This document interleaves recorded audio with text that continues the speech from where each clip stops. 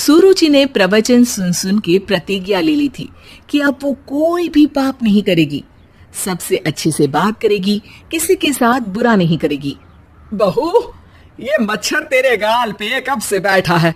अरे काट लिया तो गाल गुलाब की तरह लाल कर देगा। बैठे रहने दो माँ जी, उसे आराम करना होगा। उसने मेरे गाल को अपना घर समझ लिया है, तो मैं उसे बेघर क्यों करूं? अरे ज्ञान की बारिश बाद में करना, अपने गाल का मच्छर हटा ले। मलेरिया हो गया तो तुझे आराम करना पड़ेगा। माँ जी, डेंगू मलेरिया तो सांसारिक बीमारियां हैं, हमें इनसे ऊपर ही तो उठना है ना। अरे बेटा, इनसे आदमी ऊपर ही उठ जाता है। क्या हुआ? काट लिया। अरे मैंने तो कहा ही था, मार देना था उसको। नहीं नहीं माँ जी, उसे भोजन करना था, मैंने उसे पोषण दिया है, मुझसे पुण्य का काम हुआ है।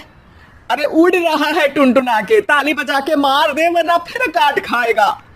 नहीं नहीं माँ जी, जीव हत्या करना पाप है। मैंने एक बार व्हाट्सएप पे एक उपदेश पढ़ा था, मच्छर आपको काटे ये उसका जुनून है, उसके बाद आप खुजाओ ये आपका सुकून है, लेकिन कभी मच्छर को मारना मत, क्योंकि उसकी रगों में आपका ही खून है। अरे तू और तेरा व्हाट्सएप का ज्ञान, भगवान बचाए। सुरुचि की ये पुण्य करने की आदत से कई बार सुरुचि का नुकसान होता, लेकिन फिर भी वो पाप से दूर रहती। सुरुचि, मेरे सर में जुएं हो गई है, निकाल दोगी? कोई आपको अपने घर से निकाले, आपको अच्छा लगेगा क्या? अरे लेकिन परेशान करती हैं जुएं, दिन भर सर खुजाता रहता हूँ। देखो, इसी बहाने तुम्हारे सर की चंपी हो जाती है। तुम्हें तो जुओं को थैंक यू कहना चाहिए। तभी बाहर से ससुर जी की आवाज आती है, बहू बहू। अभी आई बाबूजी। बेटा सुनो, ये देखो चाय में ना मक्खी तैर रही है, दूसरी चाय ले आओ जाओ। ला दूंगी, पर मक्खी मत हटाइएगा। अरे क्यों बेटा? मक्खी चाय का सेवन कर रही है, अच्छा थोड़ी ना लगेगा आप बीच में अडंगा डाल देंगी तो। आपको अच्छा लगेगा क्या अगर कोई आपकी चाय छीन ले? अरे पर निकालूंगा नहीं तो मक्खी मर जाएगी बेटा। नहीं नहीं बाबूजी, आप उसे पीने दीजिए, पीकर उड़ जाएगी। लेकिन बाबूजी मक्खी के साथ ही चाय पी जाते हैं। ये क्या किया बाबूजी? अरे मक्खी सिर्फ चाय ही क्यों पिए, आज सुबह मैंने मिठाई भी खाई है, पेट में ही है, वो पेट में चाय भी पीती रहेगी और मिठाई भी खाती रहेगी।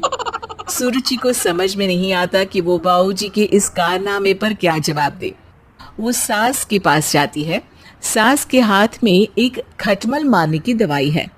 माँ जी, आपके हाथ में ये क्या है? अरे बेटा, तू तो बीए पढ़ी है, इतना तो पढ़ने में आया ही होगा कि ये खटमल की दवाई है। माँ जी, आप क्यों मार रही हैं खटमल? मत मारिए माँ जी, आप अपनी नींद के लिए खटमलों को हमेशा के लिए सुला देना चाहती है।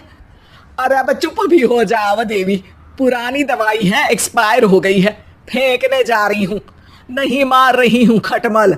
और वैसे भी खटमल से ज्यादा तो तूने हमारी नींद हराम कर रखी है। माँ जी, पुण्य करना चाहिए, आपको तो ज्यादा करना चाहिए, आपकी तो उम्र भी हो रही है। अरे उम्र से याद आया, बैंक में जाकर जन्म तारीख सही करवानी है, तैयार हो जा, कल स्कूटी चला के ले जाना मुझे। अगले दिन सास घर से निकलने से पहले दही शक्कर खा रही है और जल्दी जल्दी में हाथ नहीं धोती। बहू स्कूटी निकालती है और सास ताला लगाती है। ताला लगाते वक्त शक्कर के दाने ताले पे रह जाते हैं और दोनों सास बहू हड़बड़ी में घर से बाहर निकल जाती हैं। अच्छा हुआ कि तेरी स्कूटी में सेल्फ स्टार्ट है, वरना तू तो बोलती कि मैं किक नहीं मारूंगी, किक मार दी तो पाप लगेगा। माँ जी, इस तरह मजाक करना भी पाप होता है। दोनों सास बहू बैंक पहुंचती हैं। अभी लंच टाइम है, बाद में आना। अरे भाई साहब सुन तो लो, करवाना क्या है? अरे जन्म तारीख बदलवानी है, कैसे बदलेगी?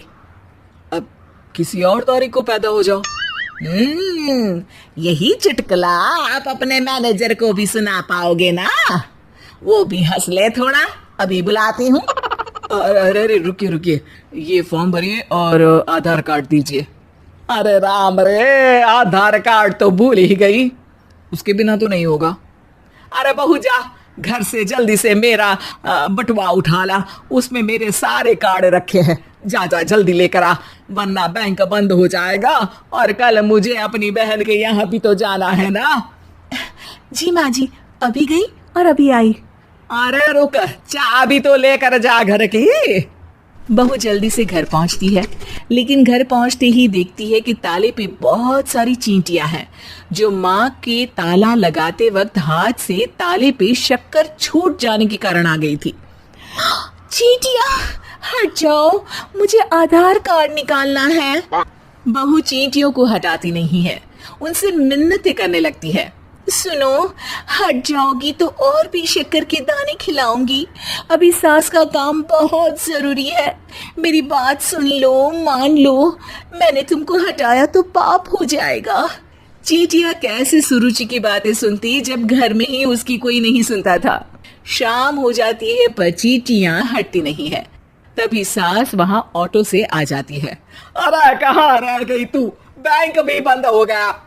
माँ जी, ताले पे चींटी। सास पूरा माजरा समझ जाती है और बहू से कहती है, एक बात बता, सोच के देख, अगर मुझे खून की बोतल चढ़ानी पड़ी और उस पर चींटी बैठी हो, तो बोतल से चींटियों को हटा के मुझे बचाएगी या चींटियों को वहीं बैठा रहने देगी? माँ जी, ऐसा होगा ही नहीं। अरे चींटियों को तो मीठा पसंद होता है, खून की बोतल पे तो मच्छर आएगा, क्योंकि खून तो मच्छर पीता है। सास सर पकड़कर बैठ जाती है और रोने लगती है। तभी ससुर जी और सुरुचि का पति भी वहां आ जाता है। अरे रो क्यों रही हो, रहने दो जी, तुमको बताया तो तुम भी रोने लगोगी अपनी किस्मत पर। अगले दिन सास अपनी बड़ी बहन के यहाँ चली जाती है। पति अपना काम कर रहा होता है और सुरुचि उसके पास जाकर कहती है, ये जुए खत्म करने की दवाई है, मैं मालिश कर देती हूँ। अरे लेकिन तुमको पाप नहीं लगेगा? अपनों की खुशी के लिए अगर छोटे मोटे पाप करने पड़े तो वो पाप अच्छे हैं जी।